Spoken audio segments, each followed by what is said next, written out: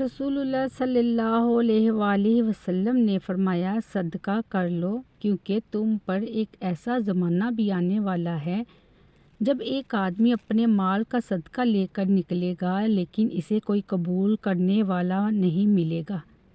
رسول اللہ صلی اللہ علیہ وآلہ وسلم سے شکایت کی کسی نے کہ ایک شخص ہے جسے یہ خیال ہوتا ہے کہ نماز میں کوئی چیز یعنی ہوا نکلتی معلوم ہوتی ہے۔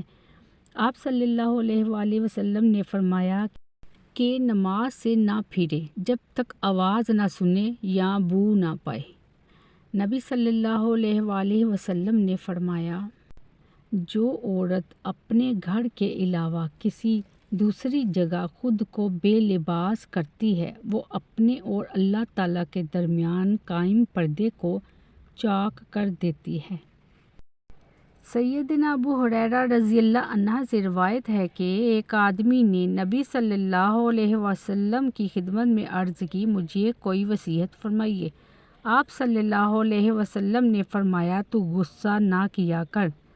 وہ بار بار یہ سوال دہراتا رہا اور آپ صلی اللہ علیہ وسلم ہر مرتبہ جواب میں یہی کہتے رہے، تو غصہ نہ کیا کر۔